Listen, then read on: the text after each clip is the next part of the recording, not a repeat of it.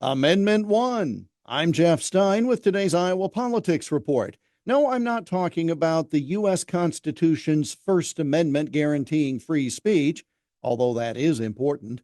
I'm talking about the fact that there are two separate amendments to the Iowa state constitution that voters will pass judgment on in the November general election. We'll talk about one of them today and the other tomorrow. Proposed Amendment 1 deals with elections and has two separate and, in my mind, unrelated parts. The proposed amendment would make it against the state constitution for non-U.S. citizens to vote in Iowa elections and would separately allow those who are under age 18 to vote in our state primary election if the voter will turn 18 by the time of the general election.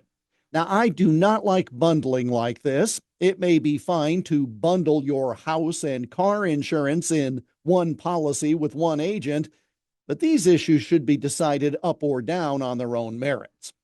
While it is already against Iowa law to vote as a non-U.S. citizen, this amendment would prevent individual cities or even the state legislature from allowing non-citizens to vote. In other words, passing a law different than what we have now. Those against the provision say it would make Iowa less inviting to others. I'd suggest that a state that took following its laws seriously might actually be more inviting to an even larger group. The other provision on the ballot has to do with younger voters.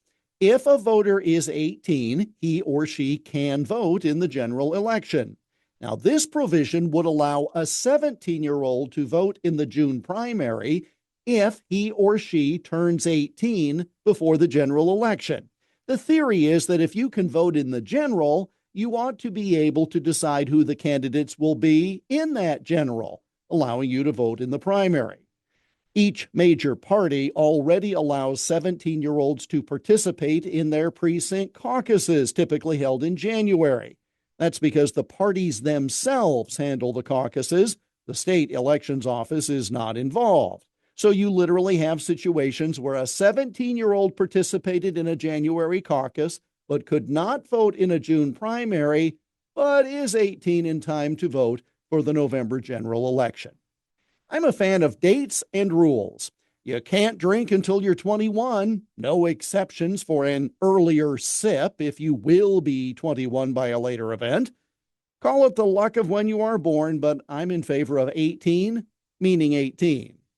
I can easily see lots of folks doing coin flips on this at the ballot box. They might be in favor of one half of the amendment or the other, but not both. That's the problem with bundling, whether in the legislature or on a ballot. Tomorrow, how a proposed amendment would change succession for elected officials. And that's the Iowa Politics Report for Tuesday, October 22 on Twitter, Instagram, Getter, Threads, and Truth Social at Iowa Politics. I'm Jeff Stein on News Talk 1540 KXEL.